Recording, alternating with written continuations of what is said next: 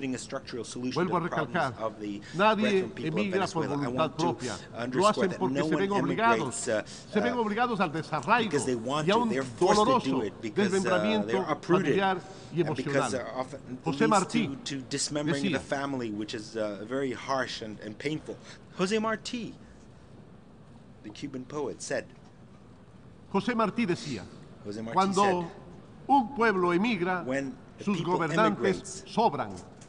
there Sobran are too aquellos many. que se perpetúan en el poder Those who y se govern vuelven them, those who gobiernos govern sombríos, them are useless. siniestros, con mafias corruptas. Those Y así they're- como somos solidarios con So quienes we acuden a nosotros, express también solidarity invitamos for those a who los come to nuestros us, and que we partieron hace invite all tiempo, those who a nuestros migrantes, are a volver migrants who a su left lugar our natal, country to a come back to their reintegrarse homes, a la familia to grande, que es reincorporate to ahora our, su país. in our En julio se aprobó el Pacto national Mundial de family. In July, Migración, we adoptado en approved diciembre the en Global Marruecos. Pact of Migration No that podemos we dejar que ese pacto se convierta adopted in en December in letra Morocco. muerta. We cannot Debemos allow tomar this pact to conciencia remain a de dead que la letter. inclusión We no have tiene to fronteras, become aware that de que el inclusion derecho has no del otro borders, a la that vida the y a la right of felicidad no every termina, individual to life no and termina happiness donde empieza el mío. does not Ambos end derechos where son parte mine begins. Both consustanciales rights del are- ser humano, are son fundamental rights interdependientes of the y se human being. They're enriquecen en la interdependent, and they imbricación, enrich se enriquecen each other en la in their, convivencia. in A their propósito de la crisis interconnectedness. venezolana, Now, por la regarding que the vive crisis in Nicaragua, Venezuela, nuestra or the América crisis in Latina tiene el Nicaragua, gran our Latin desafío America de have- consolidar has su a democracia, huge challenge of luego de que consolidating varios países democracy. vivimos gobiernos autoritarios, Given that gobiernos various corruptos countries have y gobiernos authoritarian, populistas. corrupt, and La populist historia de las governments. Naciones The Unidas history of the es la United historia de un Nations pacto is the común history of para a la common preservación pact de los derechos humanos de los preserve ciudadanos de todo the el human mundo. rights of Los citizens of derechos the whole solo world. pueden Rights garantizarse can en el only marco be de las guaranteed in the instituciones framework sólidas, of con amplia solid libertad, institutions con amplia with, libertad de expresión, broad con freedom of alternancia en el expression, poder, que with son los a elementos transition of fundamentales power. de las These democracias are fundamental sólidas. elements Y debe of ser compromiso strong de nuestras democracies. naciones construir esas democracias, Our nation should be cuidarlas committed to y building these atesorarlas. democracies, to Mi caring for gobierno them. reserva su My compromiso government democrático y en has cada acción maintained its y democratic decisión commitment. In each one reserva of el its actions compromiso and con los decisions, it preceptos has originarios maintained its de commitment nuestras with the Naciones original ideals Annan, of our United Nations. ese Kofi Annan, gran hombre this great que nos man, dejó who left tantas y tan us importantes so lecciones, many lessons, decía such important que lessons, frente said, al creciente face of cinismo ante the la growing democracia, cynicism no about debemos democracy, ceder, we sino cannot defender give up. y abogar por los valores Rather, we need y to las defend virtudes and advocate for the democráticas. values and virtues of democracy. Señora End of Presidenta, quote. Madam President, Querida amiga Dear y friend, compañera María Fernández Espinosa, Maria usted es la Fernandez primera Espinosa, mujer you are latinoamericana the first que Latin preside American esta woman asamblea. to preside Ya this se lo assembly. dijo. Ecuador agradece por ello Ecuador el apoyo de las naciones hermanas We'd en like su to elección. thank for this Estamos the support conscientes of Brethren de la Nations for inmensa your election. responsabilidad We are que aware tiene of the al immense frente de este responsibility foro that you mundial. have Todos at the head of apoyaremos this global a que la forum. ONU sea relevante We para all are in nuestros favor pueblos. of seeing the Somos la UN be organización relevant for our que une nations. a We nuestras are the naciones organization en that sus brings together our preocupaciones nations y en sus in aspiraciones. their Vemos el concerns and in esfuerzo their internacional aspirations. We que hace see Naciones the Unidas international por effort el that the UN cuidado is a nuestros making hijos, a to care nuestros for our vecinos, a children, for nosotros our mismos. neighbors, for Por eso, ourselves. For this, apoyamos su plan de desarme. we Por support eso its apoyamos el disarmament Pacto plan. We Mundial de la support the Migración. Global Por eso Migration promovemos Pact. la Convención de los We're Derechos de las promoting the Personas con Convention Discapacidad y of una the lista, rights of persons with innumerable disabilities. de And acciones, in addition to compromisos an y innumerable decisiones. list of actions, La ONU commitments, es and decisions. nuestra The United Nations organización. is Si our hay fallas, organization. corrijámoslas. If there are flaws No in it, we tratemos should de correct them. desbaratarla. Let's No not le try restemos to take it presupuesto apart and porque la dismember it. necesitamos fortalecida. Let's not take para que away el futuro funding que from it, queremos because dejar we need to a nuestros strengthen it hijos for the sea future. luminoso. Si So we vamos want to a leave hacer a strong UN for organizaciones our future. complementarias, If por ejemplo, si we're vamos going a hacer to, organizaciones complementarias create additional para dar complementary vida a organizations sistemas, that we can sí, do puede ser, to, de comercio, a for proyectos example, específicos, support o regionales de trading cultura, systems or de specific educación, o projects, regional deportiva, projects sean in the area of bienvenidas, culture, siempre education, y cuando or sean sports. para All these are fortalecer la welcome, but Unión the Mundial, ultimate goal should para be to implementar strengthen los global objetivos de union, desarrollo to sostenible. implement the Y Sustainable Development todos Goals. los históricos And compromisos que all hemos the firmado, historic pero no commitments creemos, that we have undersigned. However, we don't believe, nor should we use regional organizations to defend outdated, perverse, and dictatorial systems, as we've seen born and unfortunately dying in the last few decades. Colleagues and brothers and sisters from around the world, this institution is the most important living symbol of the global commitment to peace. For years, we've spoken a lot about peace. We've spoken at length about peace, but no one has been able to do better than the definition of Gandhi regarding its condition as the sole path for humankind. Peace is our greatest right. It's a sine qua non condition for life and happiness. Ecuador has serious problems on our northern border, in particular with international crime and drug trafficking, and we are dealing with this with the President of Colombia. We have committed ourselves to putting an end to this, and as each cause will have its effect, and each effect will continue transforming itself in another cause, we know that world peace is a duty that remains pending because it hasn't yet taken full root in the heart of every human being. As a father and a grandfather, I know that there won't be any peace unless we inculcate values throughout life. Know that, for example, civility is not simply an issue of public interest. Honesty, transparency. It's not a topic taught in schools but in particular it has to be inculcated in the heart, and unless we do that, we will never create the groundwork for peaceful coexistence. As someone who comes from the Amazon region, I know that there won't be any peace unless we preserve our planet. We must make the Amazon not only the lungs but the heart of our planet. As an individual with disabilities, if there won't be peace, there won't be peace unless we have inclusion and we celebrate diversity. As a president, I know that peace is ultimately the option of preferring the poor, working for those who need it most, making sure that everyone, without exception, are free to realize their dreams every day, every single day throughout their whole lives. Thank you very much.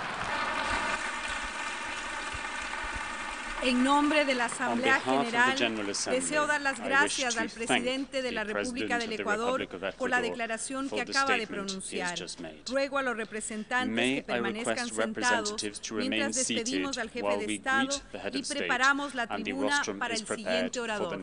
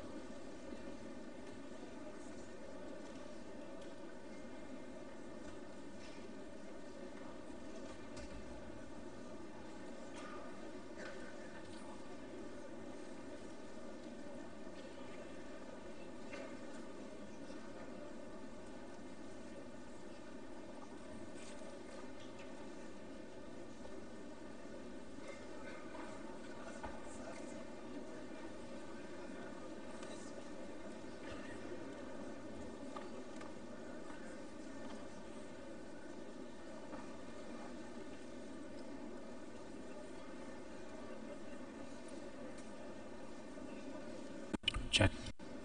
Check.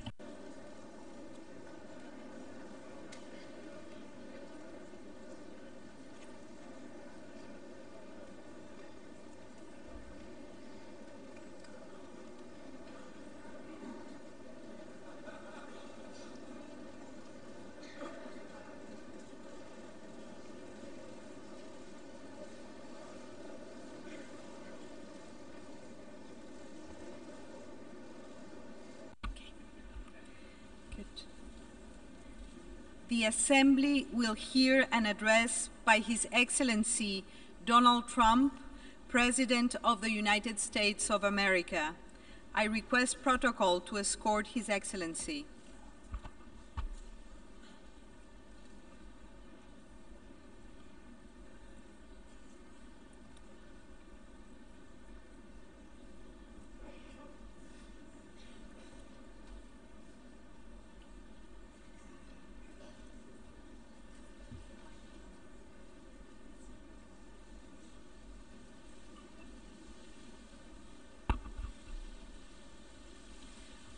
On behalf of the General Assembly, I have the honor to welcome to the United Nations His Excellency Donald Trump, President of the United States of America, and to invite him to address the Assembly.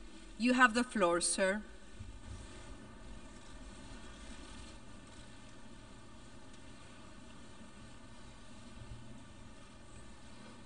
Madam President, Mr. Secretary General, world leaders, ambassadors, and distinguished delegates. 1 year ago, I stood before you for the first time in this grand hall. I addressed the threats facing our world, and I presented a vision to achieve a brighter future for all of humanity. Today, I stand before the United Nations General Assembly to share the extraordinary progress we've made. In less than 2 years, my administration has accomplished more than almost any administration in the history of our country. America's so true.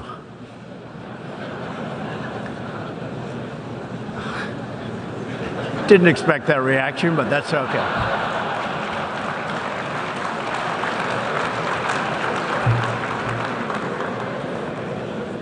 America's economy is booming like never before.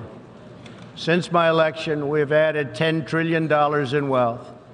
The stock market is at an all-time high in history, and jobless claims are at a 50-year low. African American, Hispanic American, and Asian American unemployment have all achieved their lowest levels ever recorded. We've added more than 4 million new jobs, including 500,000 manufacturing jobs. We have passed the biggest tax cuts and reforms in American history. We've started the construction of a major border wall, and we have greatly strengthened border security. We have secured record funding for our military, $700 billion this year, and $716 billion next year. Our military will soon be more powerful than it has ever been before. In other words, the United States is stronger, safer, and a richer country than it was when I assumed office less than 2 years ago. We are standing up for America and for the American people. And we are also standing up for the world. This is great news for our citizens and for peace-loving people everywhere. We believe that when nations respect the rights of their neighbors and defend the interests of their people, they can better work together to secure the blessings of safety, prosperity, and peace. Each of us here today is the emissary of a distinct culture, a rich history, and a people bound together by ties of memory, tradition, and the values that make our homelands like nowhere else on earth. That is why America will always choose independence and cooperation over global governance, control, and domination. I honor the right of every nation in this room to pursue its own customs, beliefs, and traditions. The United States will not tell you how to live or work or worship. We only ask that you honor our sovereignty in return.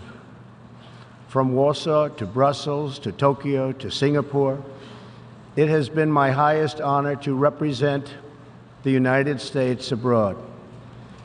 I have forged close relationships and friendships and strong partnerships with the leaders of many nations in this room, and our approach has always yielded incredible change.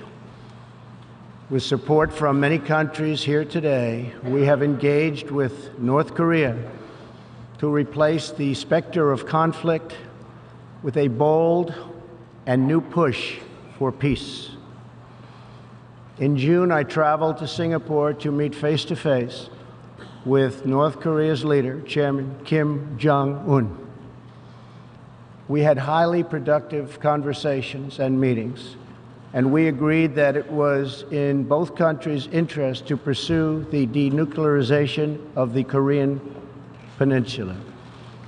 Since that meeting, we have already seen a number of encouraging measures that few could have imagined only a short time ago. The missiles and rockets are no longer flying in every direction. Nuclear testing has stopped. Some military facilities are already being dismantled. Our hostages have been released, and as promised, the remains of our fallen heroes are being returned home to lay at rest in American soil. I would like to thank Chairman Kim for his courage and for the steps he has taken, though much work remains to be done. The sanctions will stay in place until denuclearization occurs. I also want to thank the many member states who helped us reach this moment, a moment that is actually far greater than people would understand. Far greater, but for also their support and the critical support that we will all need going forward. Special thanks to President Moon of South Korea, Prime Minister Abe of Japan, and President Xi of China. In the Middle East, our new approach is also yielding great strides and very historic change. Following my trip to Saudi Arabia last year, the Gulf countries opened a new center to target terrorist financing. They are enforcing new sanctions, working with us to identify and track terrorist networks, and taking more responsibility for fighting terrorism and extremism in their own region. The UAE, Saudi Arabia, and Qatar have pledged billions of dollars to aid the people of Syria and Yemen, and they are pursuing multiple avenues to ending Yemen's horrible, horrific civil war. Ultimately, it is up to the nations of the region to decide what kind of future they want for themselves and their children.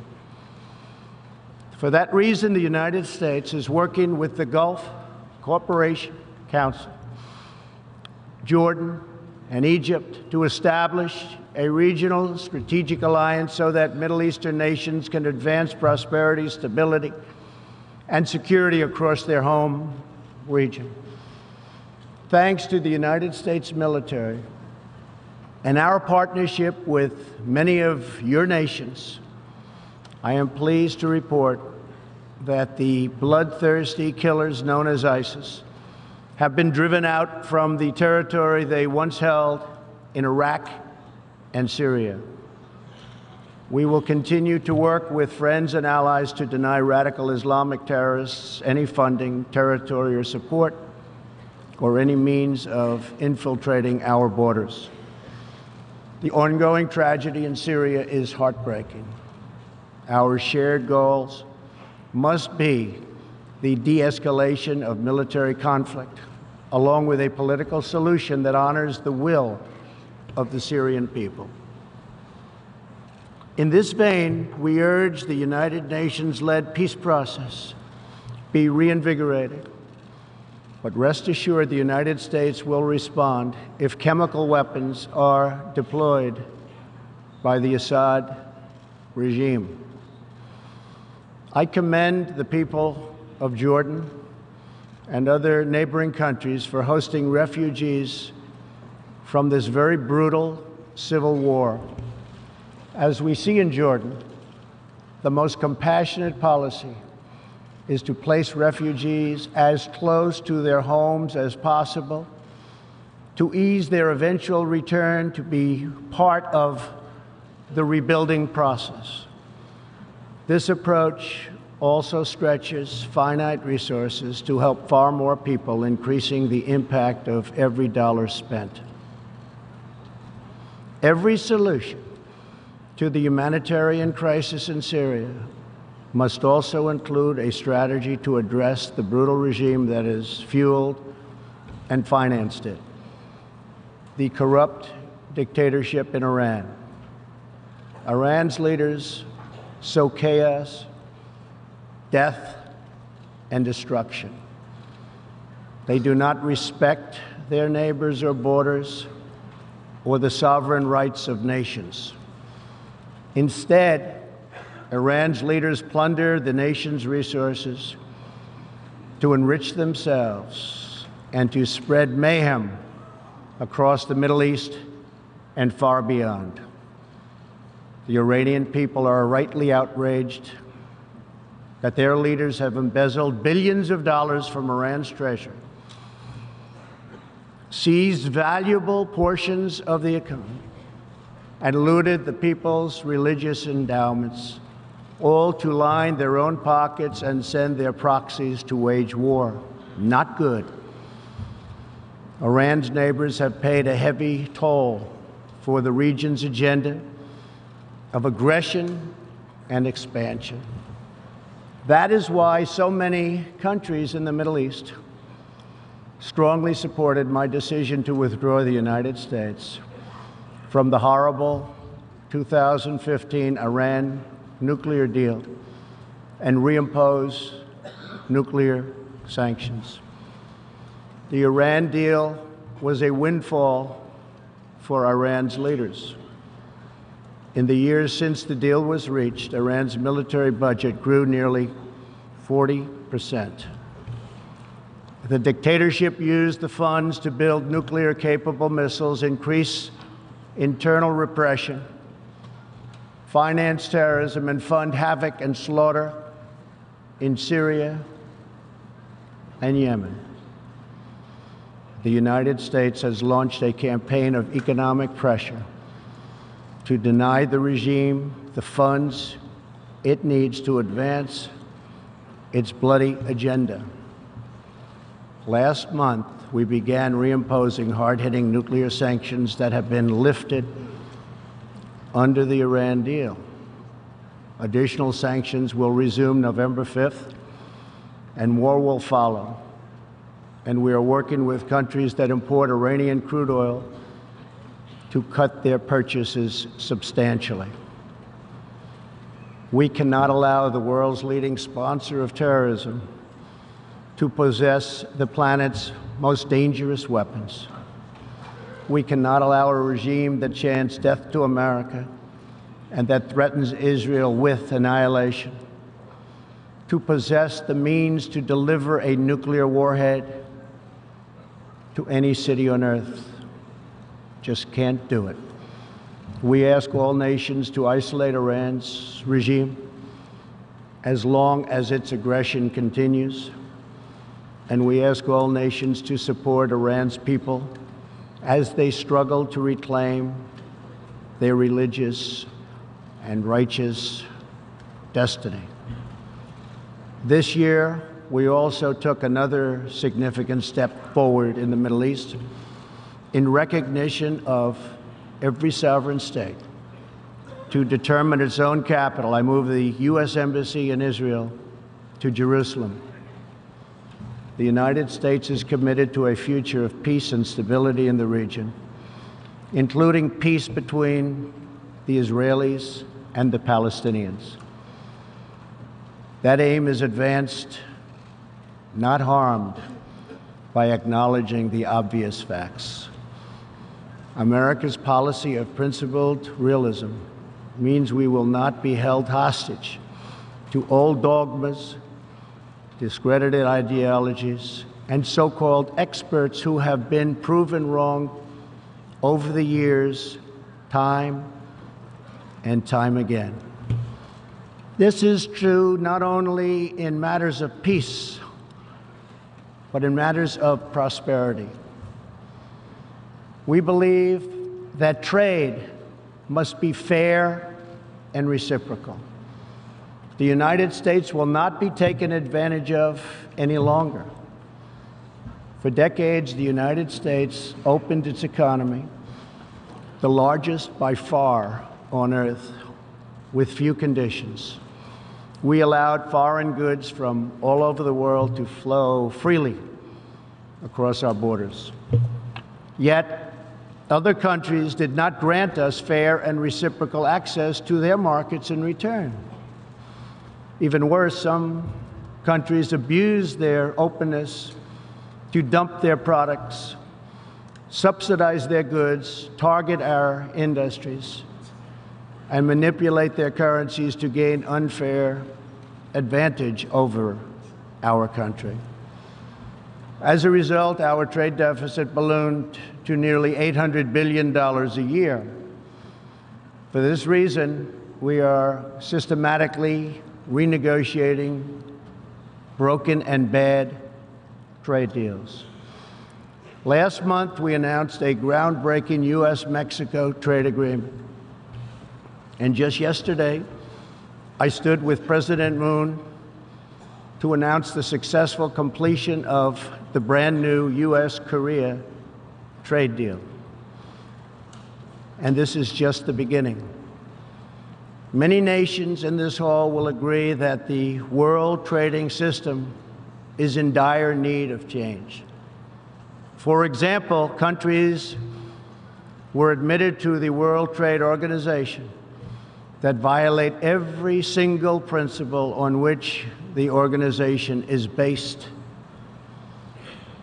While the United States and many other nations play by the rules, these countries use government-run industrial planning and state-owned enterprises to rig the system in their favor.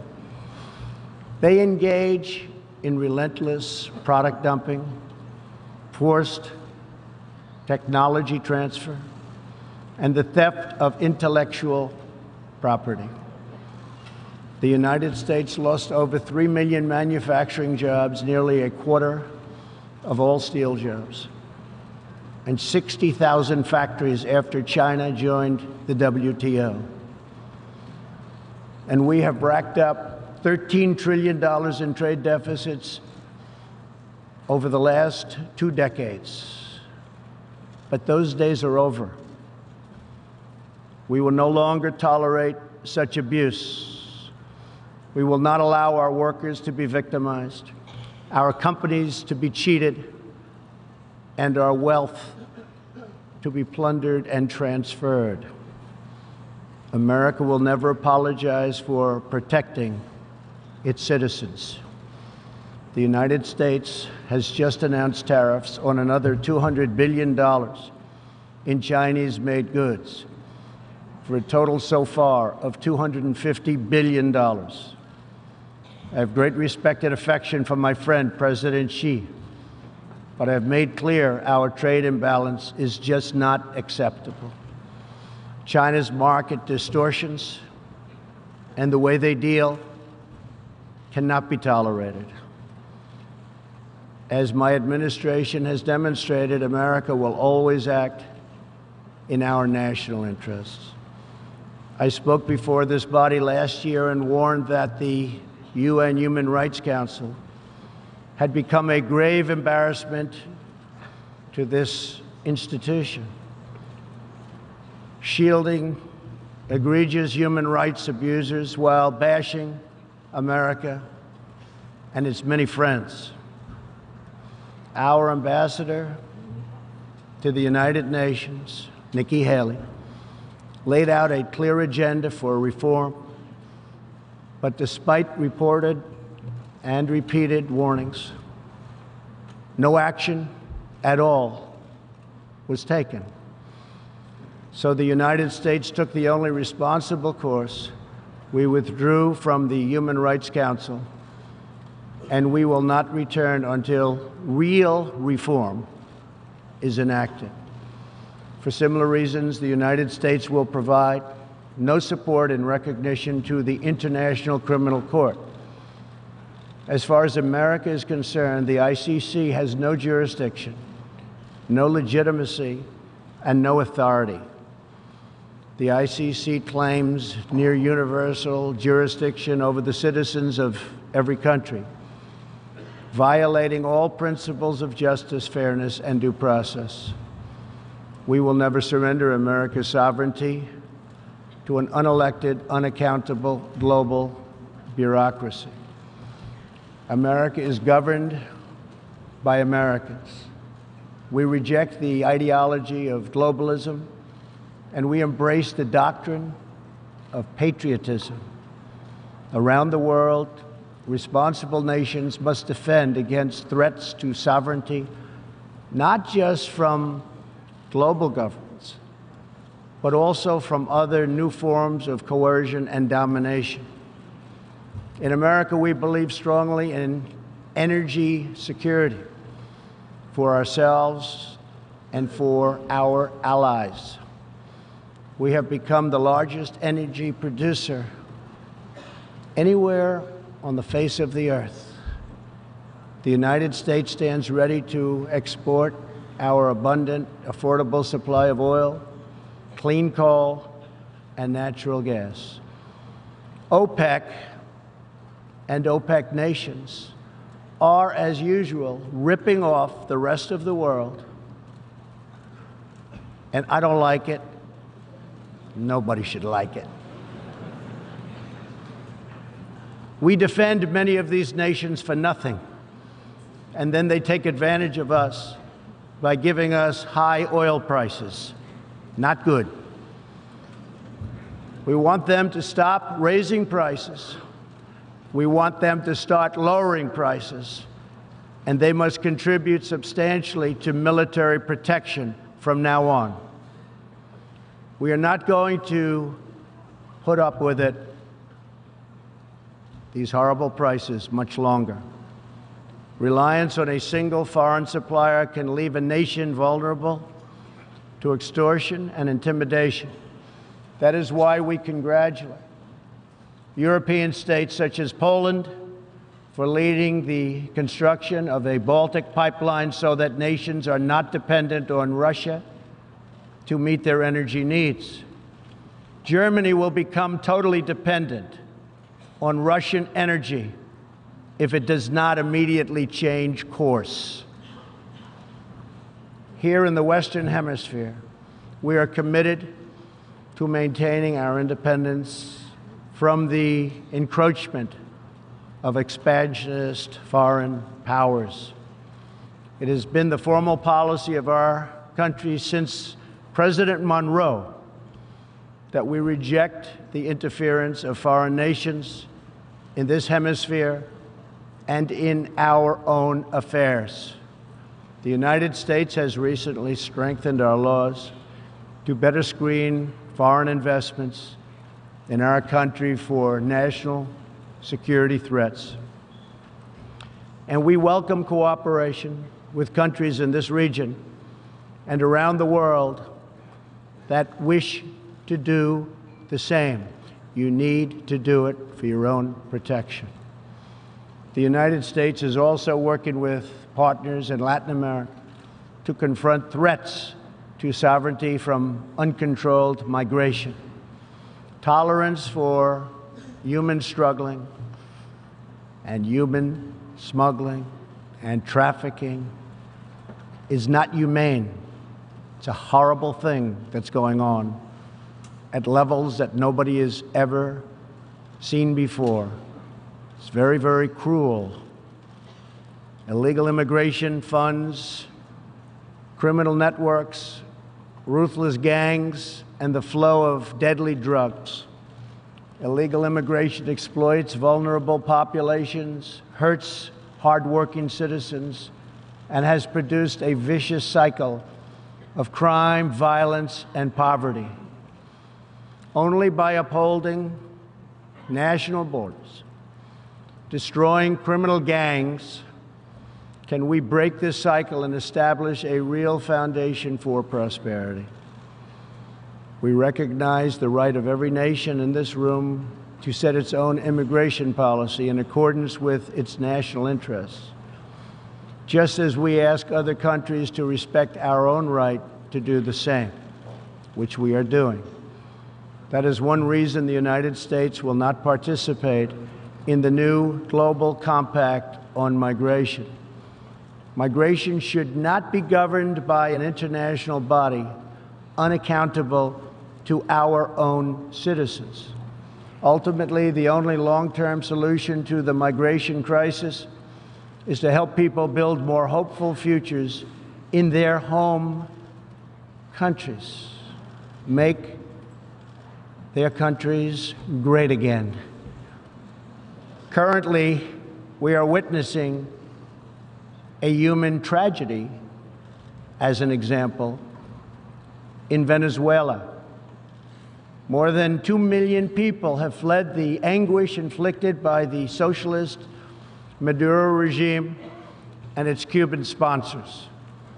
Not long ago, Venezuela was one of the richest countries on earth. Today, socialism has bankrupted the oil-rich nation and driven its people into abject poverty. Virtually everywhere socialism or communism has been tried, it has produced suffering, corruption, and decay. Socialism's thirst for power leads to expansion, incursion, and oppression. All nations of the world should resist socialism and the misery that it brings to everyone. In that spirit, we ask the nations gathered here to join us in calling for the restoration of democracy in Venezuela. Today, we are announcing additional sanctions against the repressive regime, targeting Maduro's inner circle and close advisors. We are grateful for all of the work the United Nations does around the world to help people build better lives for themselves and their families. The United States is the world's largest giver in the world by far of foreign aid, but few give anything to us. That is why we are taking a hard look at U.S. foreign assistance. That will be headed up by Secretary of State Mike Pompeo. We will examine what is working, what is not working, and whether the countries who receive our dollars and our protection also have our interests at heart. Moving forward, we are only going to give foreign aid to those who respect us and, frankly, are our friends. And we expect other countries to pay their fair share for the cost of their defense.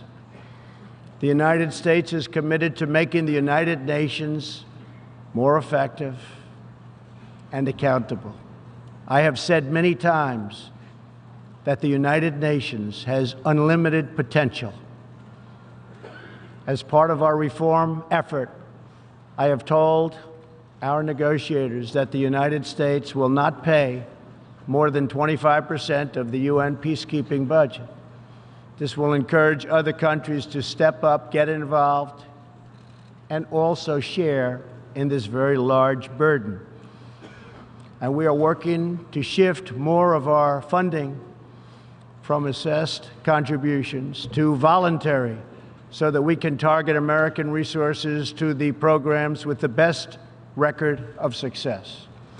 Only when each of us does our part and contributes our share can we realize the UN's highest aspirations. We must pursue peace without fear, hope without despair, and security without apology. Looking around this hall, where so much history has transpired, we think of the many before us who have come here to address the challenges of their nations and of their times. And our thoughts turn to the same question that ran through all their speeches and resolutions, through every word and every hope. It is the question of what kind of world will we leave for our children, and what kind of nations they will inherit. The dreams that fill this hall today are as diverse as the people who have stood at this podium, and as varied as the countries represented right here in this body are. It really is something. It really is great, great history. There is India, a free society, over 1 billion people, successfully lifting countless millions out of poverty and into the middle class. There is Saudi Arabia, where King Salman and the Crown Prince are pursuing bold new reforms. There is Israel, proudly celebrating its 70th anniversary as a thriving democracy in the Holy Land. In Poland, the great people are standing up for their independence, their security, and their sovereignty. Many countries are pursuing their own unique visions, building their own hopeful futures, and chasing their own wonderful dreams of destiny, of legacy, and of a home. The whole world is richer. Humanity is better because of this beautiful constellation of nations, each very special, each very unique, and each shining brightly in its part of the world. In each one, we see awesome promise of a people bound together by a shared past and working toward a common future. As for Americans, we know what kind of future we want for ourselves. We know what kind of a nation America must always be. In America, we believe in the majesty of freedom and the dignity of the individual. We believe in self-government and the rule of law. And we prize the culture that sustains our liberty, a culture built on strong families, deep faith, and fierce independence. We celebrate our heroes. We treasure our traditions. And above all, we love our country. Inside everyone in this great chamber today, and everyone listening all around the globe, there is the heart of a patriot that feels the same powerful love for your nation, the same intense loyalty to your homeland, the passion that burns in the hearts of patriots and the souls of nations has inspired reform and revolution, sacrifice and selflessness, scientific breakthroughs, and magnificent works of art. Our task is not to erase it, but to embrace it, to build with it, to draw on its ancient wisdom, and to find within it the will to make our nations greater, our region safer, and the world better, to unleash this incredible potential in our people. We must defend the foundations that make it all possible.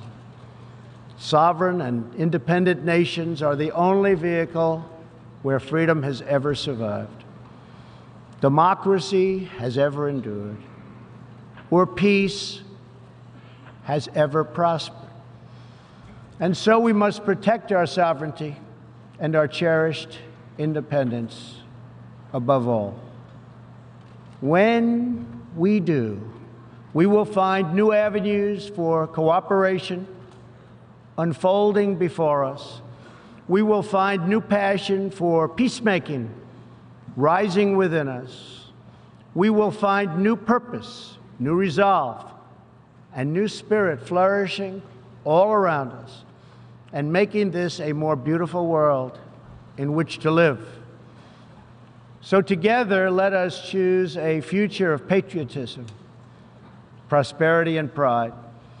Let us choose peace and freedom over domination and defeat. And let us come here to this place to stand for our people and their nations, forever strong, forever sovereign, forever just, and forever thankful for the grace and the goodness and the glory of God. Thank you, God bless you, and God bless the nations of the world. Thank you very much. Thank you. On behalf of the General Assembly, I wish to thank the President of the United States of America for the statement just made. May I request representatives to remain seated while we greet the President, after which the meeting will stand suspended for 5 minutes before resuming to hear the next speaker. All right, well, there you have it. That's the U.S. President Donald Trump, of course, at the UN General Assembly debate. And really, Peter, you know, leaving the foreign dignitaries in stitches when he began his speech, saying that his administration has actually accomplished in less than 2 years more than any other administration in history. And America got its independence in 1776. Yeah. That's when George Washington was president. So he's reckoning he's done more than any other administration before him. They laughed. But I think his speech was pretty much as most people would have expected. Very inward looking. And not apologizing for American taking certain stances at odds with the international community. For example, the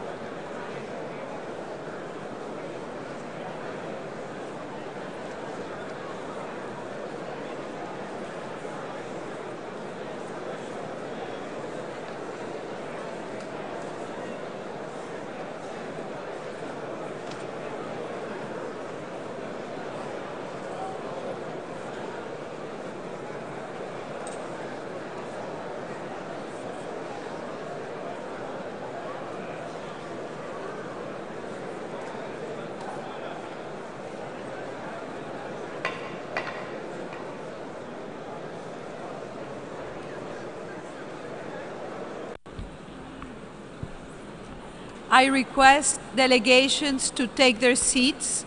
We will start in 1 minute. Please do take your seats. The general debate will resume shortly.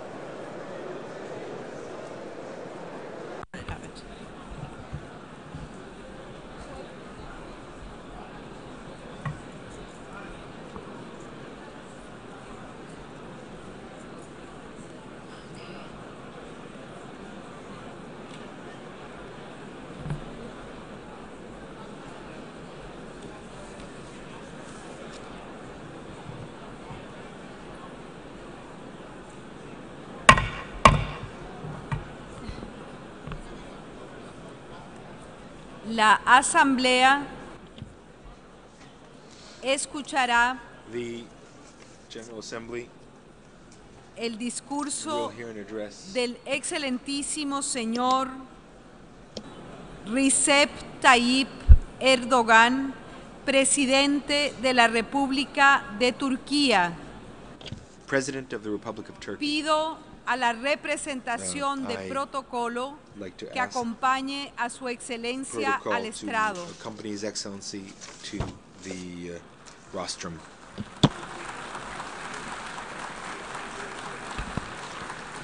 En nombre de la Asamblea General, tengo el honor de dar la bienvenida a las Naciones Unidas al excelentísimo señor Recep Tayyip Erdogan, presidente de la República de Turquía.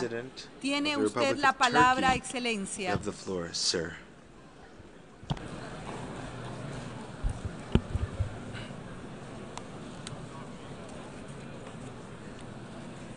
Sayın Başkan, Sayın Genel Sekreter, His Excellency Mr. President, değerli Honorable devlet ve Secretary hükümet General, başkanları, distinguished heads of states kıymetli and delegeler, governments, esteemed sizleri delegates, şahsım I have the ve honor to greet ülkem you adına personally saygıyla and selamlıyorum. on behalf of my country and my people. Birleşmiş Milletler 72. Genel At the Kurul onset, I Başkanı would like to thank sıfatıyla His Excellency Lajčák for his geçtiğimiz yıl successful boyunca work yürüttüğü over the başarılı past year as the çalışmalar President için of the 72nd session of the Lajčák'a United Nations teşekkür ediyorum. General Assembly. Genel Kurul Başkanlığı'nı I also would devralan like to congratulate Sayın Mrs.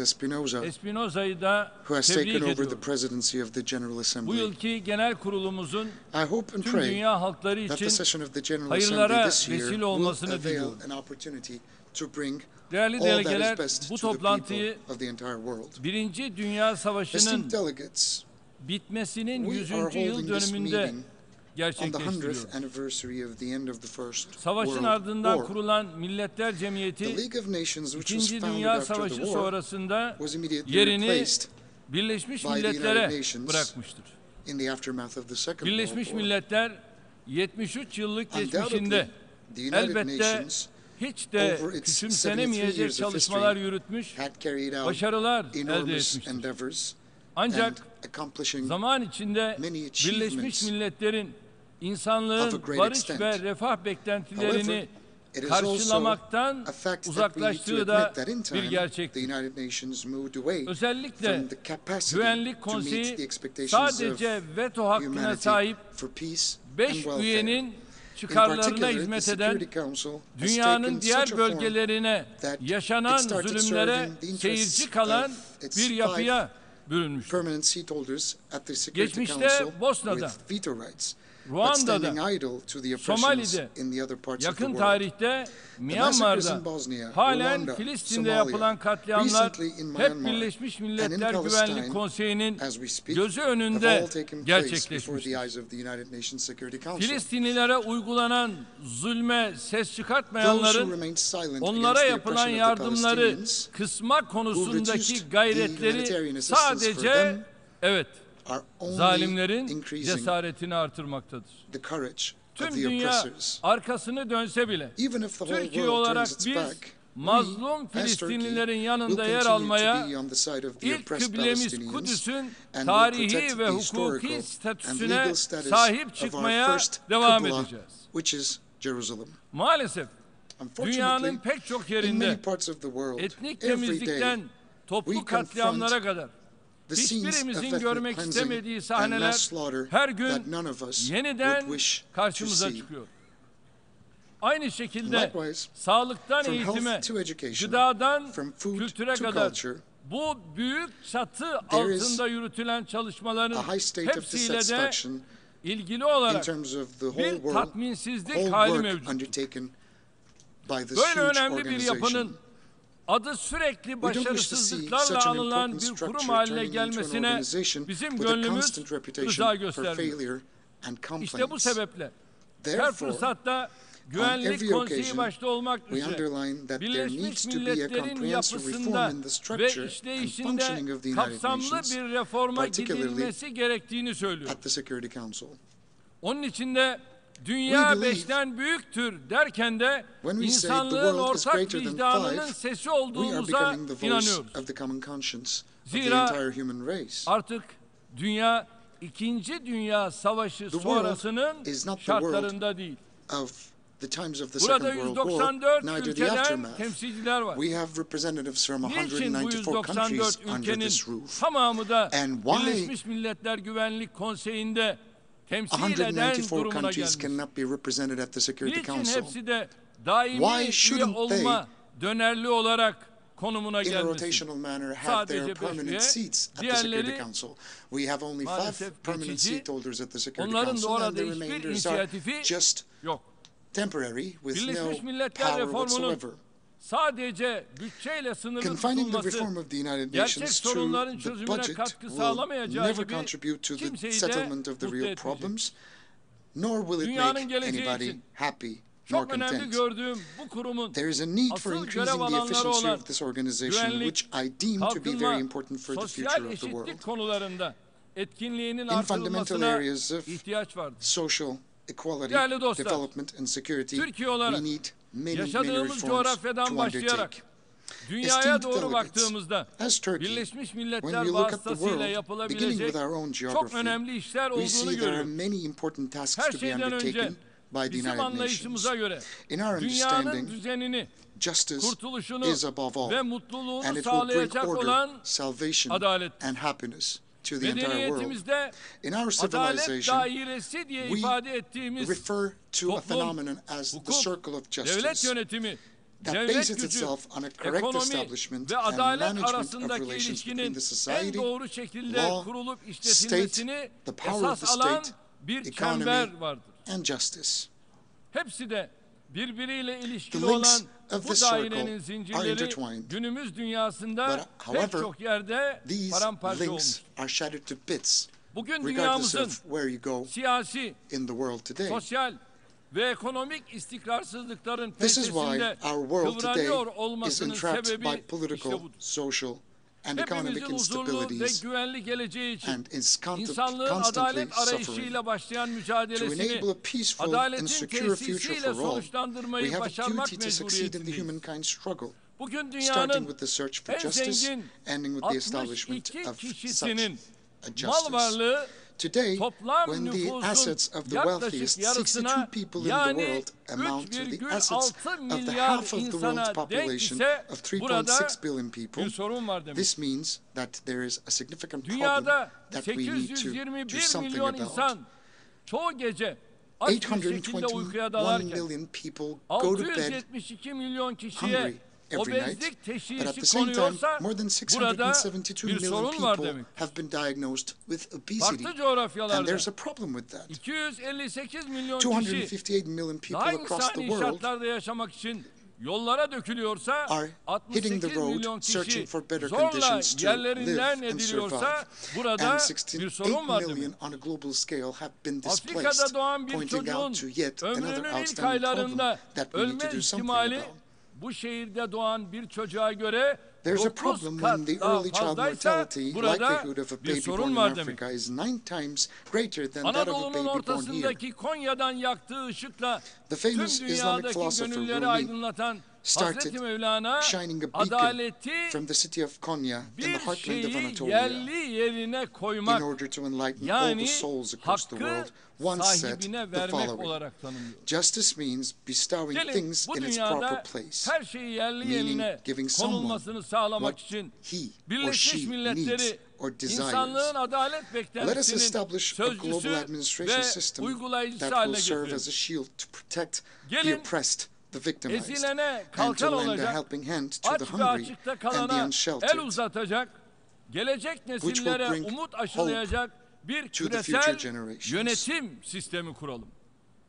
Bu kürsüde söylenen Everything that sözler, we deliver yapılan over this tespitler podium, ve all the ortaya konan analyses teklifler and all the ancak proposals that we come up böyle with bir anlam will ifade only make edecek. sense if we Çünkü can yine Hazreti Mevlana'ya put them göre into action. zalim, Again, üzerine düşen according to the görevleri philosopher yerine Rumi, getirmeyen an kişi. oppressor is the one who does not Birleşmiş fulfill Milletleri their zulmün duties değil, adaletin vis-a-vis kaynağı haline the getirmek humanity. istiyorsak, If we üzerimize want to düşen make the United görevlere Nations a daha sıkı source of sarılmalıyız. justice instead of cruelty, Değerli delegeler, we have to dedicate ourselves Türkiye more fully to the halen tasks uyguladığı bestowed küresel upon us. insani diplomasiyle Esteemed daha delegates, adil bir Turkey dünya is için sustaining its elinden efforts gelen towards a çabayı fairer world through its gösteriyor. global humanitarian Sınırlarımız diplomacy. içinde Inside our 3,5 borders, we milyonu are Suriyeli currently olmak hosting üzere 4 million 4 refugees, milyondan fazla 3.5 million sığınmacıyı of which are coming from dünyada başka Syria. örneği olmayan This is hizmetler sunarak unprecedented on a misafir global ediyor. scale, and they have access Sadece to all forms of Suriyeli services sığınmacılar that için one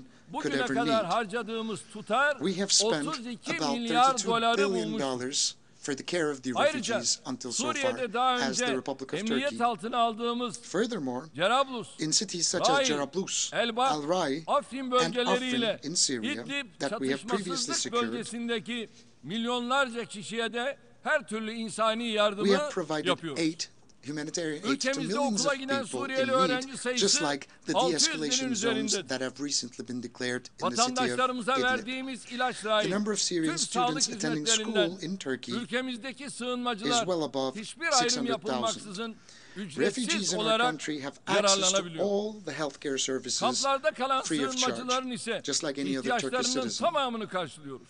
In addition, we Buna attend karşılık to all of the needs dışarıdan of the aldığımız refugees destek that are in the uluslararası Turkish kuruluşlardan protection centers. 600 milyon dolar, However, so far, Avrupa we Birliği'nden have de only şu ana received kadar $600 million fiilen from international verilen tutar organizations, and itibariyle we have bu received bizim only milli bütçemize 1.7 girmiyor. billion euros Sadece from the uluslararası EU, kuruluşlara giriyor. which O is da not 1,7 going milyar directly into avro the Turkish düzeyinde. budget, but instead these Avrupa funds Birliği'nin are 3 directly milyar allocated avro to the artı NGOs 3 milyar avro working for the tutarındaki refugees. destek vaadi The European proje Union şartına previously bağlandığı pledged için yeteri kadar 3 etkin billion şekilde euros to kullanılmamaktadır. be allocated to Halbuki Turkey, biz but it's now sığınmacılara subject verdiğimiz to hizmetleri her gün ve herhangi bir projects. projeye bağlı olmaksızın We continue kesintisiz providing our olarak services devam to ettiriyoruz. refugees every day Sığınmacılara without any sağladığı conditions, imkanlarla without Avrupa başta olmak any üzere interruptions dünyanın whatsoever. büyük bir mülteci We akınına expect more uğramasının generous önüne and geçen flexible support to Türkiye'ye Turkey, daha especially by fazla the EU, ve daha which esnek has prevented a şartlarda large refugee destek influx verilmesini to spill bekliyoruz. over elsewhere in the world, Üstelik foremost to Türkiye, Europe, thanks sınırları to içindeki the ve opportunities it has ötesindeki provided for sığınmacılar the yanında refugees. dünyanın dört bir yanında Furthermore, çok önemli insani kalkınma We are yardımları providing significant gerçekleştiriyor. humanitarian Bu development yıl aid itibariyle in all Türkiye parts of the world, toplam let alone kalkınma the refugees yardımlarında beyond dünyada and within 6. our borders. insani As of yardımlarda this ise year, Turkey ilk ranks sırada 6th in yer the world almaktadır. in terms of total development Ekonomik aid büyüklük olarak and first in humanitarian dünyada assistance. 17. sırada yer alıyor olmamıza rağmen Turkey ranks among the kalkınma ve top insani donors in terms of yardımlarda development ilk and sıralarda humanitarian bulunmamız aid, as we ülke are the olarak bu 17th konuya largest verdiğimiz economy önemin on a global ifadesidir. scale. And our commitment Değerli delegeler, is a strong genel expression kurulun bu yılki temasında tescil edildiği gibi of how much significance we attach to humanitarian aid and helping those in need. As noted by the General Assembly's call for this year, our world needs global leadership and joint responsibility more than ever for a peaceful, equitable, and sustainable societies. Turkey has contributed substantial efforts in this direction within the United Nations. The Mediation for Peace initiative that we have launched with Finland in 2010 is now being supported by Friends of Mediation Group consisting of 56 member states. We have also taken serious steps in this direction forward within the Organization of the Islamic Cooperation, i.e. OIC, of which we are currently the term president. The Alliance of Civilizations initiative we have launched with Spain has become a United Nations initiative with the participation of 146 members. In helping Somalia, which is struggling with hunger to get back on its feet, we are currently implementing a development program that I believe will be exemplary for the rest of the world. And to help millions of innocent people in Arakan, which is miles away from our country, we have mobilized all of our means and all of our capabilities. We have exerted sincere efforts to resolve the Gulf crisis. In Iraq, we are encouraging all parties to make efforts for the common future of the country. And in terms of racism, xenophobia, and Islamophobia, we strive to prevent negativities in various parts of the world from emerging, especially in Europe. We have also adopted an active stance in response to the developments taking place in Syria, which has now become a place where the majority of the countries in the world export the radical groups residing within their borders. By means of both our support to the Geneva and Astana processes and the de-escalation zones that we established, we continue to establish peace and stability in Syria, and we are trying to make Syria a peaceful country once again. By clearing Jarablus and El-Rai regions from ISIS presence and Afrin region from the PKK, PYD, and YPG terrorist organization presence, we have turned an area of more than 4,000 square kilometers into a safe and a peaceful place for millions of Syrians. Quite recently, we have signed an agreement with Russia, which is called the Sochi Agreement.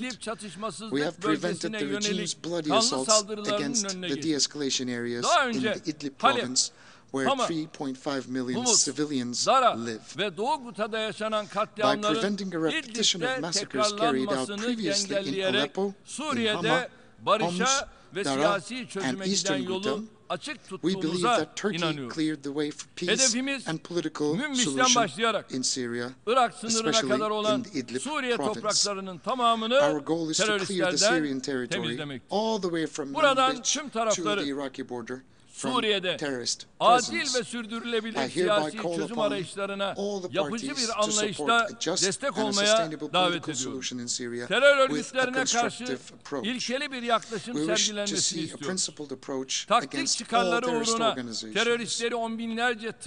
Those who equip terrorists with tens of thousands of trucks and thousands of cargo planes loaded with arms and ammunition for the sake of their tactical interests will most definitely feel sorrow and regret in the future for having done so. Supporting terrorist organizations and closing borders to refugees, all the while putting the entire burden on a few countries like Turkey, would not give you a more secure and a prosperous future. Right on the contrary, issues deflected in such a way will reach a point where one day the measures at hand will fall short of overcoming them. So let us contribute more sincere and constructive efforts for solutions in current dispute regions such as Syria, Iraq, Yemen, Libya, Afghanistan, and Ukraine, as well as potential ones including the Balkans, Caucasus, North Africa, Central Africa, the Gulf, and Eastern Mediterranean. Please do not forget, if we cannot create a minimum level of peace and prosperity for all over the world, no one can live safely within their own borders.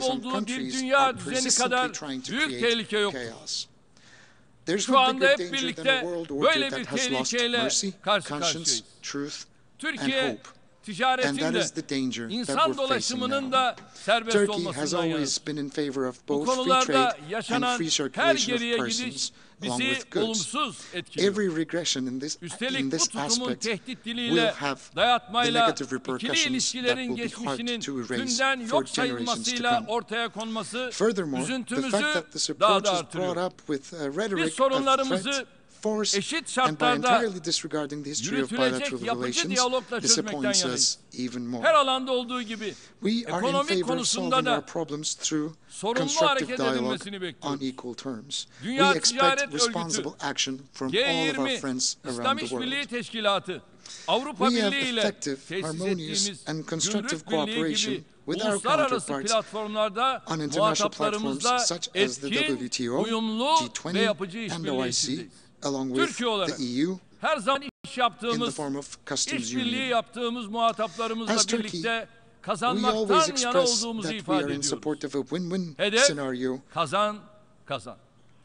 Bu when samimi all of our yaklaşımımız friends that we ortadayken do business with ülkemize around the yönelik world are ithamları concerned. ve baskıları haksızlık olarak Our approach is değerlendiriyoruz. very sincere and Bizimle obvious. aynı That's why perspektifi we deem paylaşan ülkelerle allegations ve and pressures kurumlarla against our beraber country dünyanın unfair. içine çekilmeye We believe çalışıldığı that bu together with the countries siyasi and ve the ekonomik institutions kaosun sharing our üstesinden perspective, we gelebileceğimize can surmount this inanıyoruz. political and Bu economic konuda chaos that the world sizlerin desteğini is being bekliyoruz. pulled into.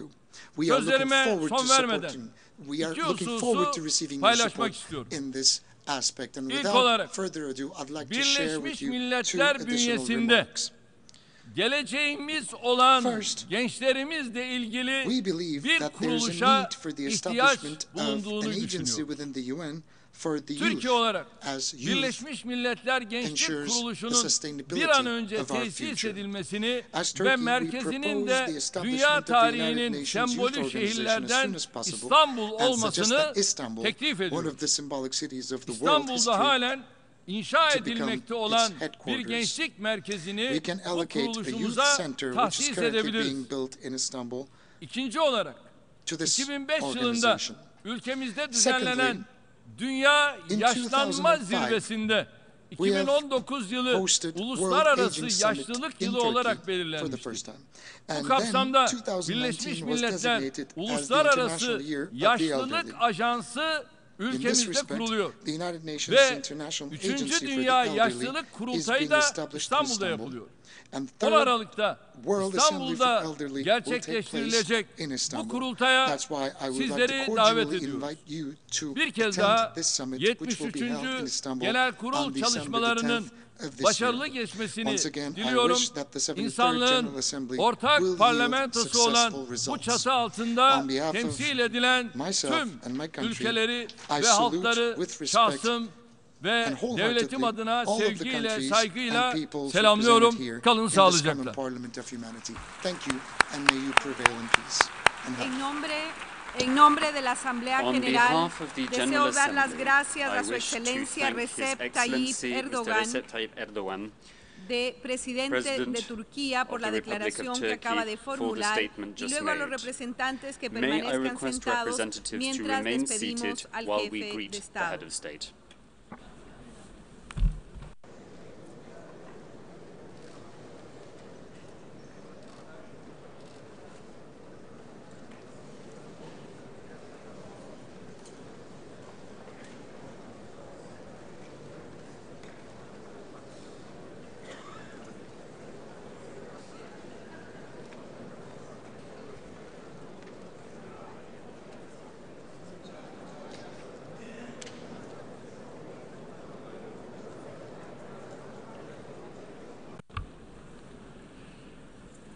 En este momento, la Asamblea The escuchará la Assembly will now intervención hear an del address señor by Paul His Kagame, Excellency Paul Kagame, presidente de la President República of the de Republic Ruanda. of Rwanda.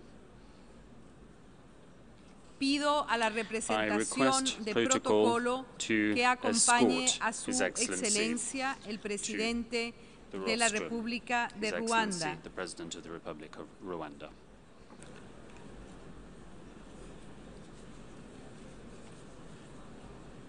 En nombre de la Asamblea On General, behalf of the General tengo el honor Assembly, de dar la I have the bienvenida honor a las to Naciones welcome Unidas to the a United Su Nations Excelencia His Paul Excellency Kagame, Paul Kagame, Presidente de la República President de of the Rwanda. Republic of Rwanda. Excelencia, tiene Your usted la Excellency, palabra. you have the floor.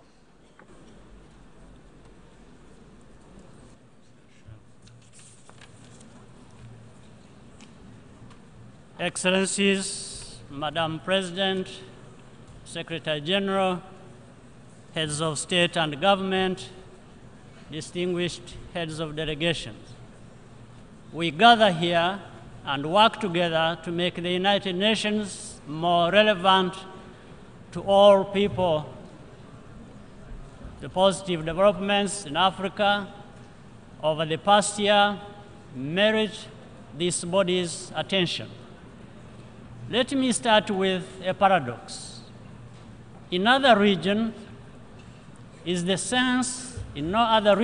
sense of transnational solidarity and unity so deeply felt as in Africa.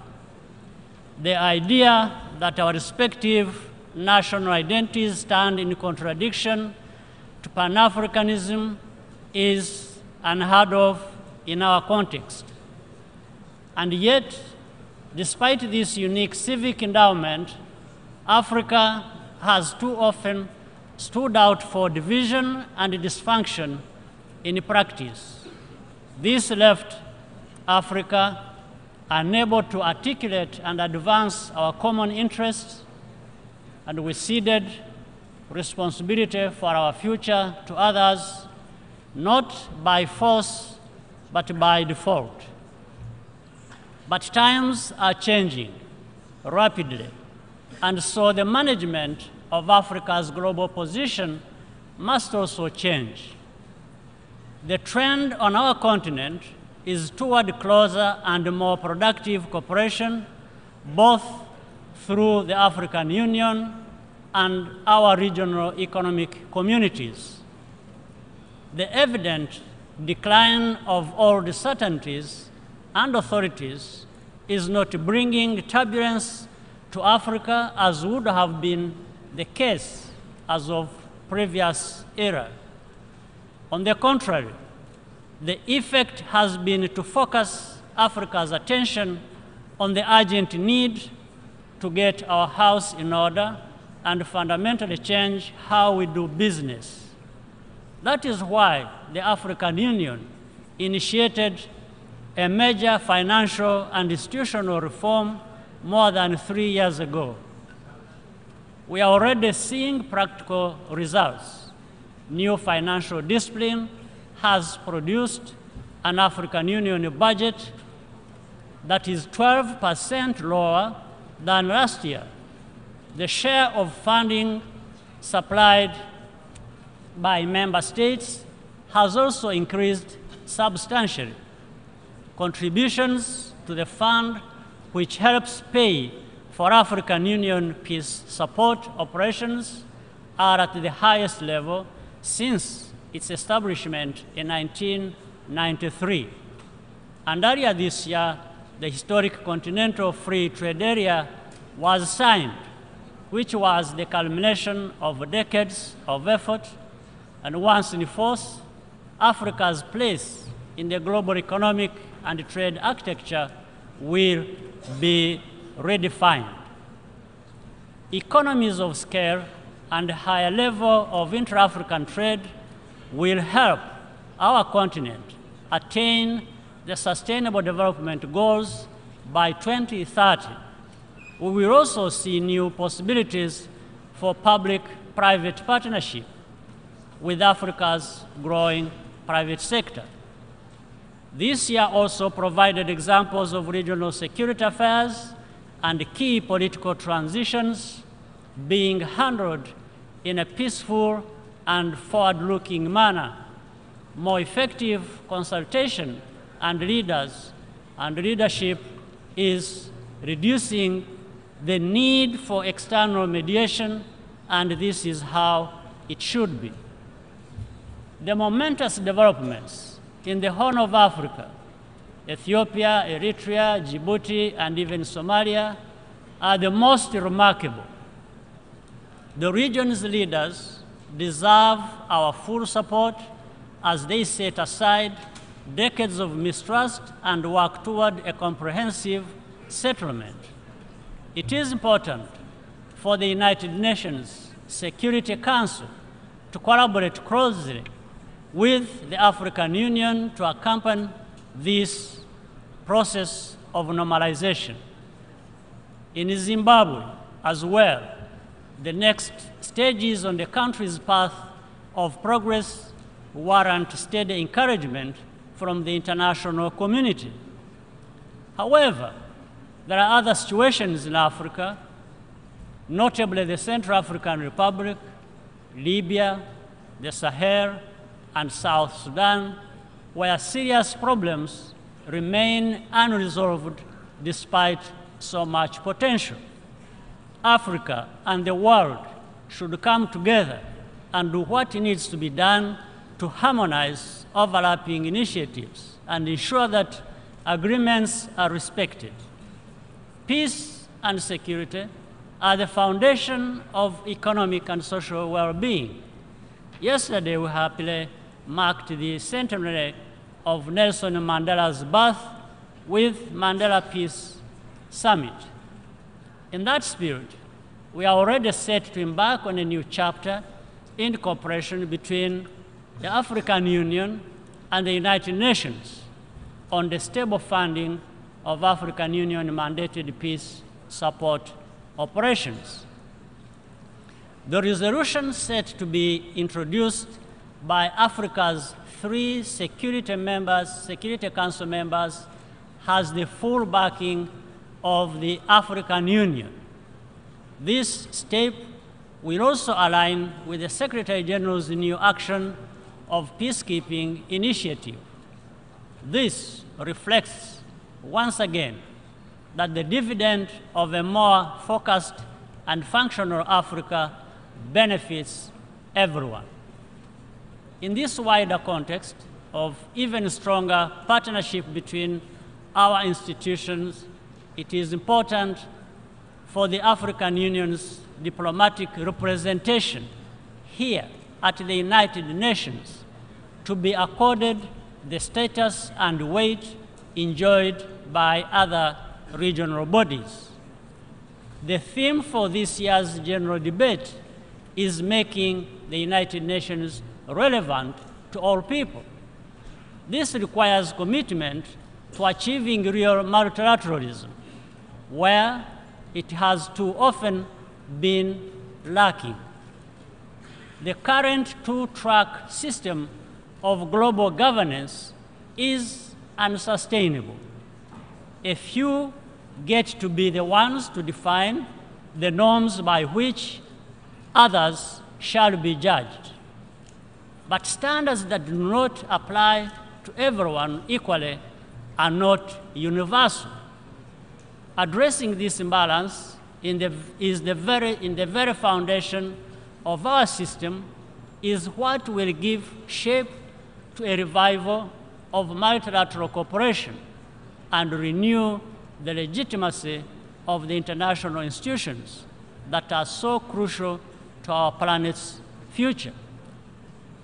In the years ahead, we look forward to deepening this important partnership between Africa and the United Nations to advance our shared agenda of peace and security, gender equality, and women's empowerment, environmental protection, and shared prosperity. I wish to end here by thanking you all for your kind attention.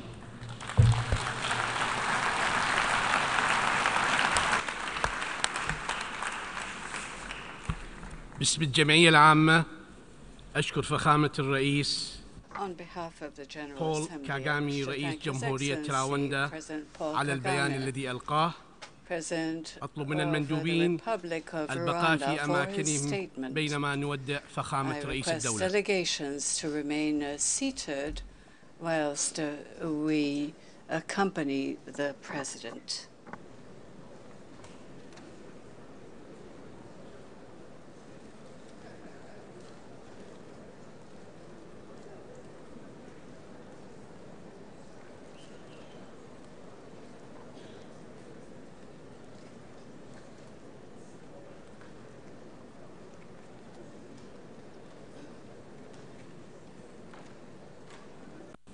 سوف تستمع الجمعية العامة لبيان يلقيه فخامة الرئيس إنريكي بينيا نيتو رئيس الولايات المتحدة المكسيكية. أطلب من المراسم مرافقة فخامته للمنصة.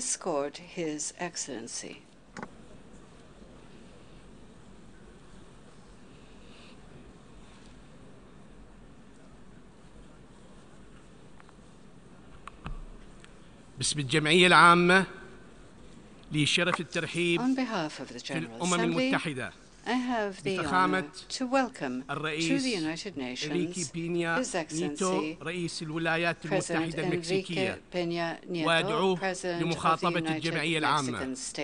لك الكلمة فخامة الرئيس.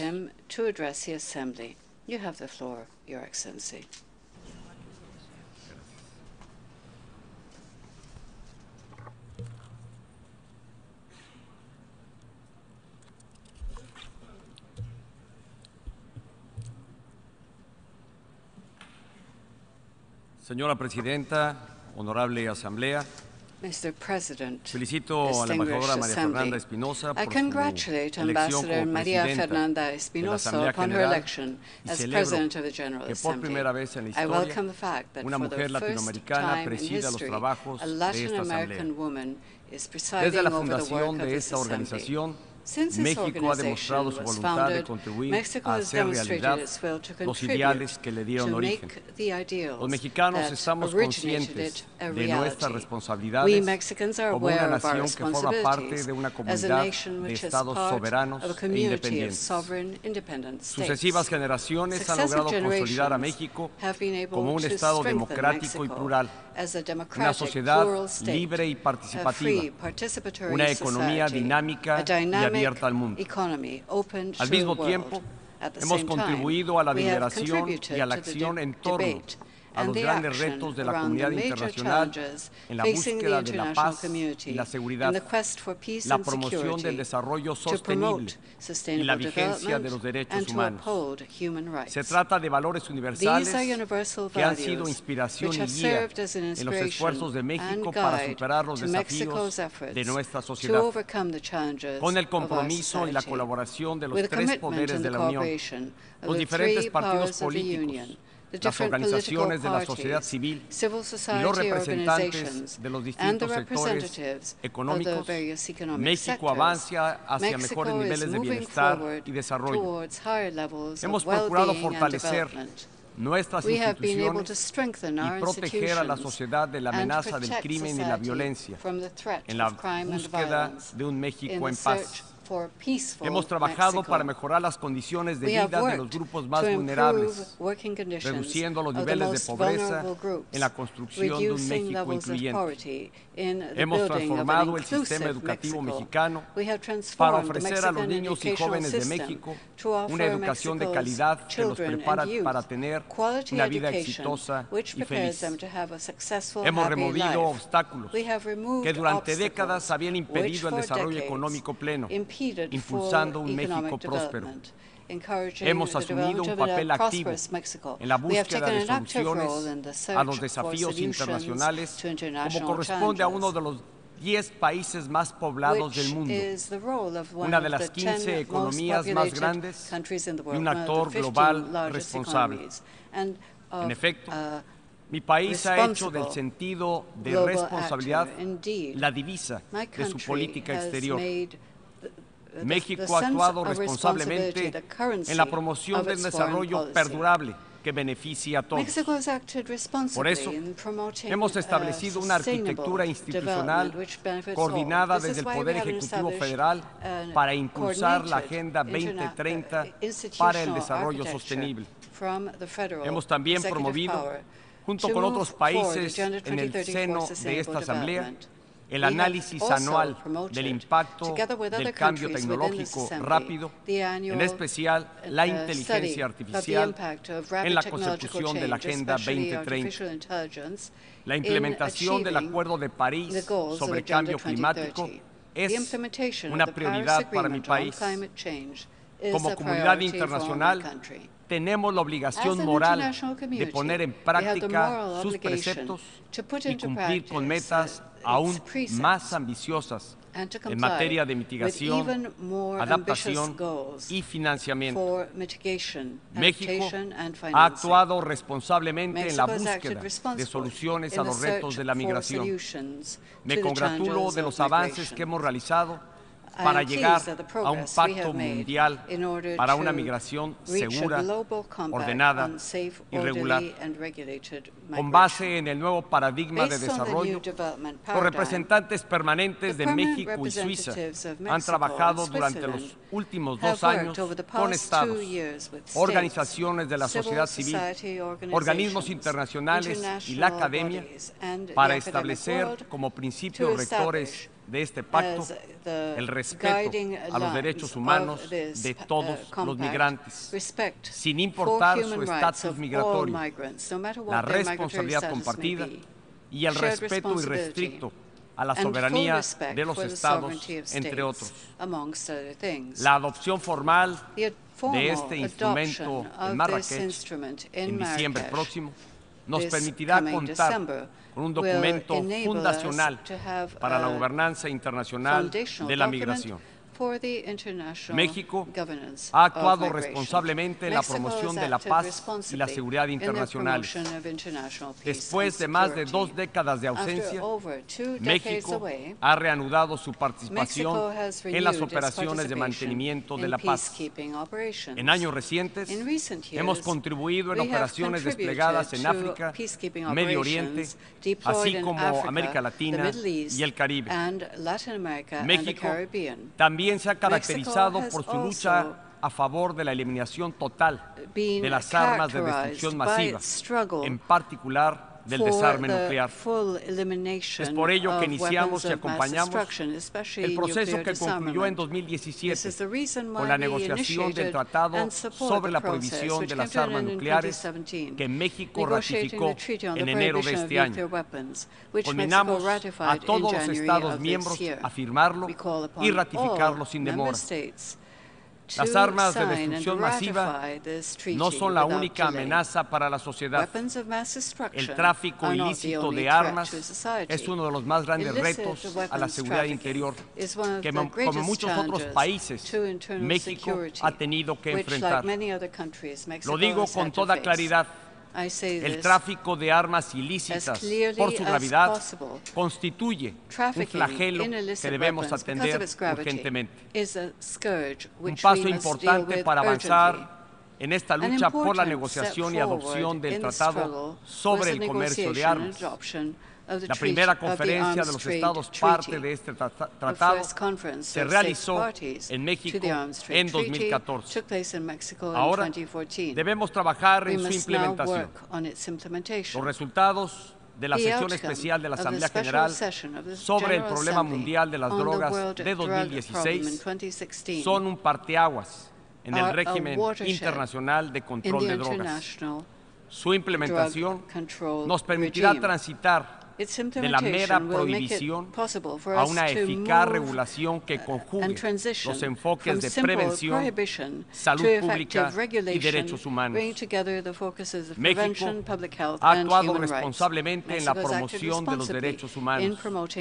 Reconocemos que nuestro país aún enfrenta importantes retos en materia de derechos humanos y por ello hemos implementado políticas públicas específicas para atenderlos.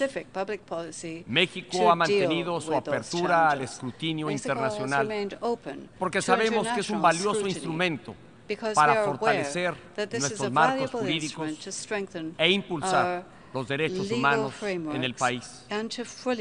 La comunidad internacional debe seguir promoviendo, como parte de sus esfuerzos a favor de los derechos humanos, el respeto a principios democráticos fundamentales en todo el mundo. La usurpación de poderes, la violación sistémica de derechos políticos, la ruptura del orden democrático y la crisis humanitaria que ocurre en algunos lugares del continente americano es un tema que nos preocupa profundamente. México continuará haciendo sus mejores esfuerzos diplomáticos para que la democracia, la paz y el respeto a los derechos humanos se restablezcan en todos los rincones del continente. Lo haremos siempre buscando soluciones pacíficas acordadas por los ciudadanos de esos países, con pleno respeto al principio de no intervención. Como lo hemos hecho de manera invariable en el pasado, hoy México reitera el llamado a poner fin al bloqueo comercial y financiero a Cuba.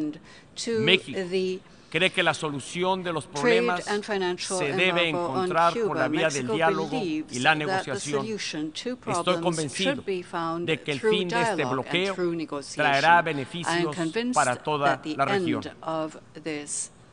Hoy, en el escenario internacional, se observan tendencias que parecían superadas y que en el pasado demostraron ser contrarias al desarrollo, como la invocación de nacionalismos excluyentes, el retorno de prácticas comerciales proteccionistas y el cuestionamiento y la erosión del multilateralismo. Se trata de políticas que promueven la exclusión política de las minorías, la exclusión social de los grupos vulnerables, la exclusión económica de los menos favorecidos y la exclusión cultural de quienes viven o piensan de manera diferente. Ante estas tendencias preocupantes, en este foro universal reafirmo la importancia que tiene para México el multilateralismo y la cooperación internacional. La experiencia demuestra que el multilateralismo es la mejor manera de defender la soberanía y la dignidad de cada Estado y al mismo tiempo de contribuir a la seguridad y el bienestar de la comunidad de naciones. Es por ello que todos los miembros de esta organización debemos reafirmar nuestra confianza en ella y comprometernos a fortalecerla. De manera particular, México hace un llamado a los países miembros para, primero, lograr el consenso para una reforma integral del Consejo de Seguridad que fortalezca el multilateralismo, que no admita nuevos miembros permanentes y que establezca periodos de participación más largos para los no permanentes. Asegurar que la Agenda 2030 para el desarrollo sostenible, que constituye una verdadera Carta Social Internacional para el siglo XXI, se convierta en una guía global eficaz para que nadie se quede atrás. Tercero, fortalecer en todo el mundo el régimen de derechos humanos. Estamos seguros de que el nombramiento de la señora Michelle Bachelet como alta comisionada para los derechos humanos fortalecerá a este importante pilar de la organización. Cuarto, cumplir plenamente con las resoluciones del Consejo de Seguridad para salvaguardar la paz y la seguridad internacional. Nos alientan los avances en el diálogo entre la República de Corea y la República Popular Democrática de Corea. Al mismo tiempo, reiteramos el llamado a que se cumplan las resoluciones del Consejo de Seguridad respecto a la desnuclearización completa de la península coreana. Señora Presidenta, mi país vive actualmente un periodo de transición democrática entre gobiernos, con respeto irrestricto a las libertades políticas y económicas de los ciudadanos. Este cambio de administración se da en un ambiente de certeza y orden, de estabilidad económica y paz social. A pocas semanas de concluir mi mandato como presidente de México, esta será mi última intervención en el mayor foro de la comunidad internacional. Durante los últimos 6 años he constatado que el diálogo, la cooperación y un sistema internacional basado en reglas and an international rules-based system are our best option in order to achieve fair, shared, and lasting solutions to global challenges. Building a world of peace, friendship, and international cooperation has never been an easy task. There are those who choose exclusion and discord. There are those who decide to be simple observers instead of being real agents of change.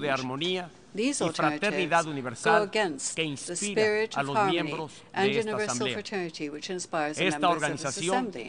This organization is the best evidence that it is worthwhile fighting for a more peaceful, safe world, a world which is more inclusive, more equal, more developed and sustainable.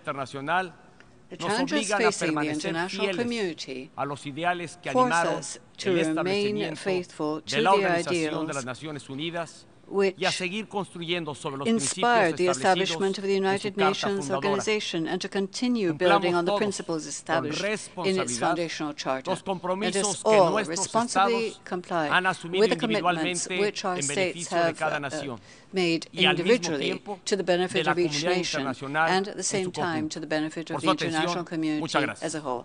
Thank you very much for your kind attention.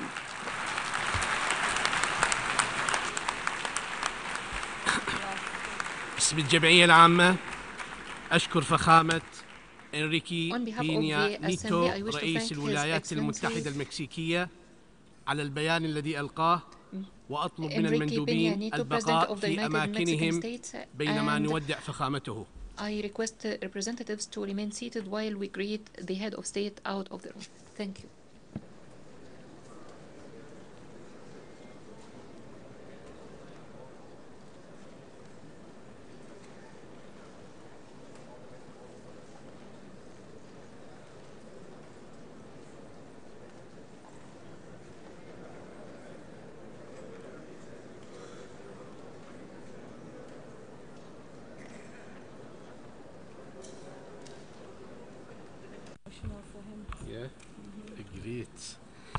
سوف تستمع الجمعية العامة لبيان فخامة إيمانويل ماكرون رئيس الجمهورية الفرنسية.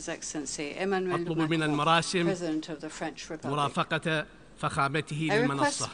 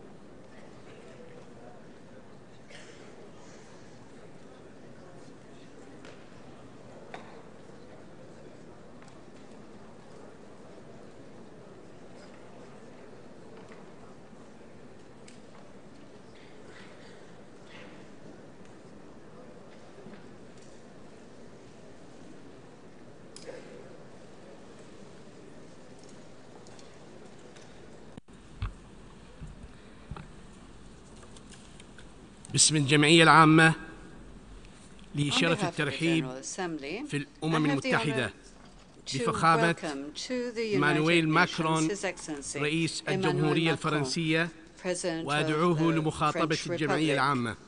لك الكلمة فخامة الرئيس.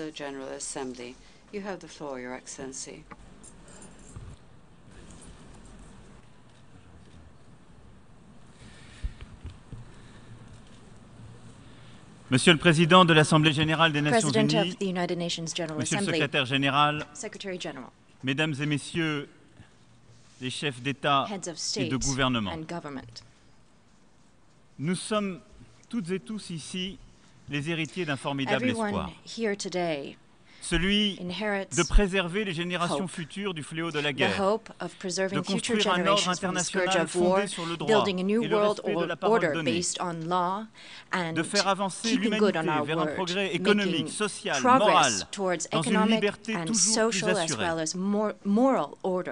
Et nous avons eu des résultats.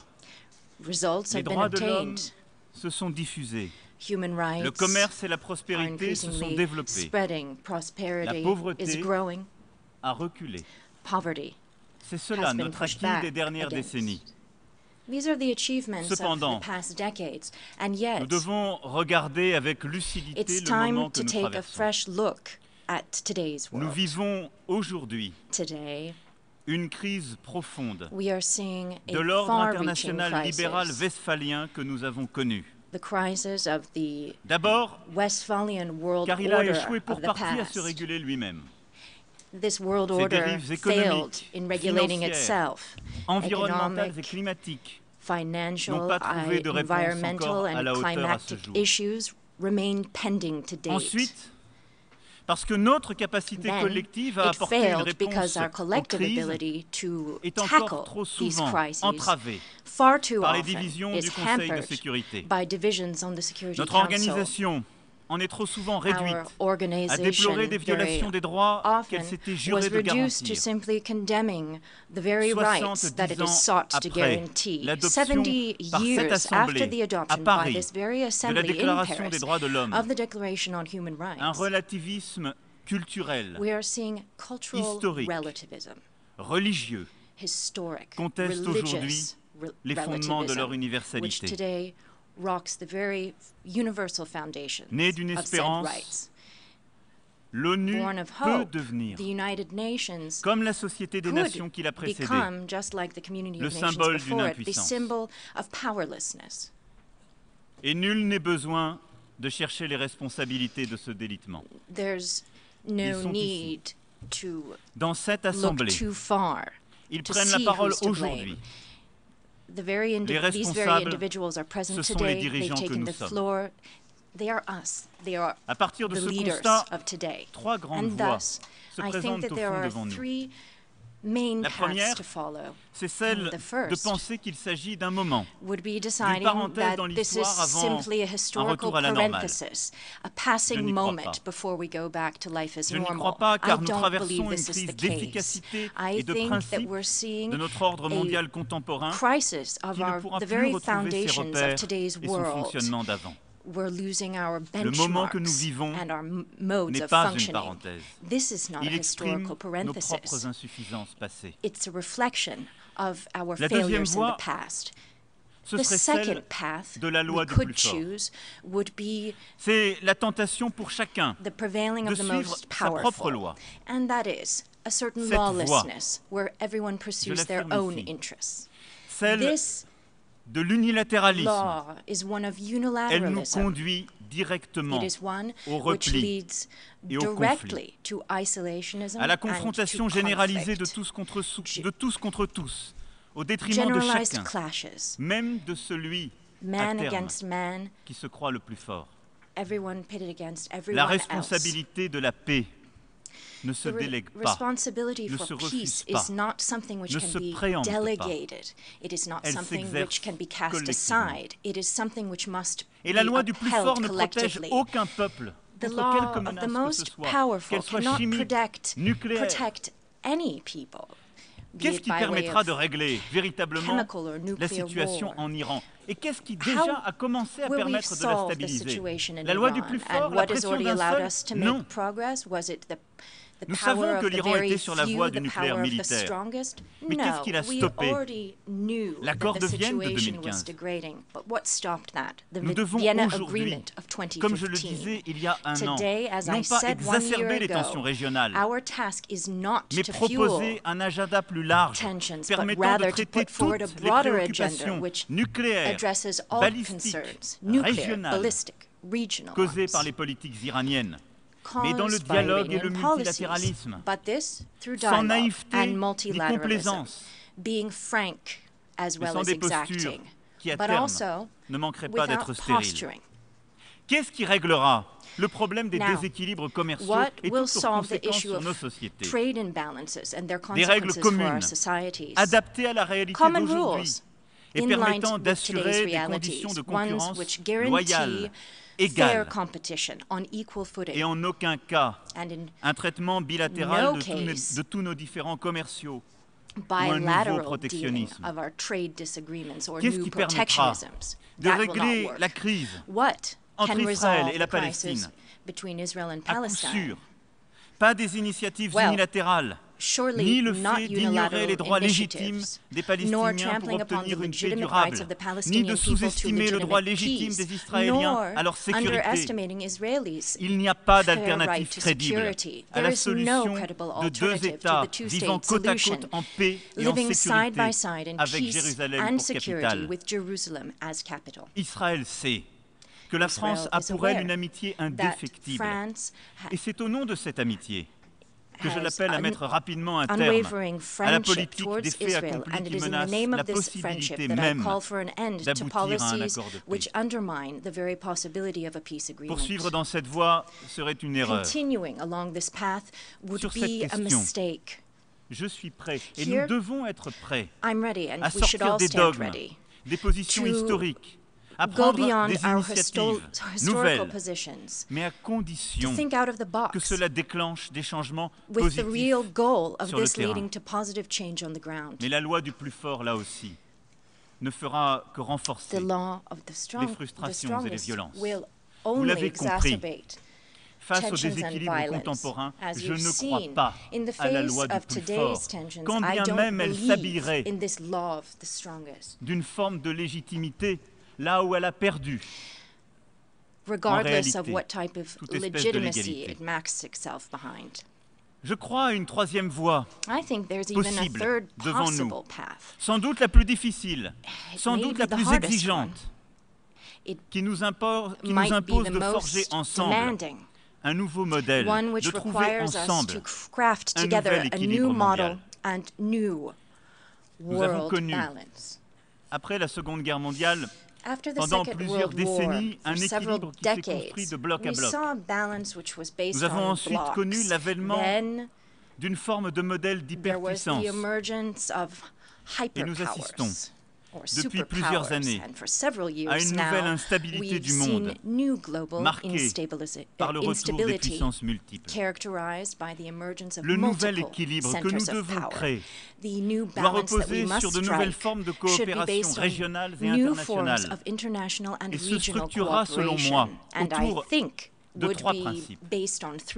Le premier, c'est le respect des souverainetés, au fondement même de notre charte. Le second, c'est le renforcement de nos coopérations régionales. Et le troisième, c'est l'apport de garanties internationales plus robustes qui se jouent ici. Et c'est cette méthode, c'est autour de ces trois principes que nous devons veiller à régler les situations de crise contemporaines. En Syrie, nous poursuivons la lutte contre le terrorisme islamiste. Les engagements militaires de certains pays ont permis au régime de se rétablir au prix de crimes dont les responsables devront un jour rendre compte. Le peuple syrien en a tragiquement payé le prix. Et il n'y aura pas de vainqueur dans une Syrie en ruine. Ce qu'il faut maintenant, c'est gagner la paix sous l'égide des Nations Unies. Il ne nous revient pas de décider pour le peuple syrien, mais bien de construire les voies et moyens de cette méthode que je viens de définir. Et donc, de construire une solution portée par non seulement les États garants d'Astana, mais aussi d'autres États régionaux et la communauté internationale à travers le Small Group, de le faire sous la coordination des Nations Unies et du représentant spécial du secrétaire général, et de créer les voies et moyens, d'une part, de régler la crise humanitaire, et d'autre part, de construire une solution politique inclusive durable à travers la réforme constitutionnelle et l'organisation d'élections libres. C'est cela respecter véritablement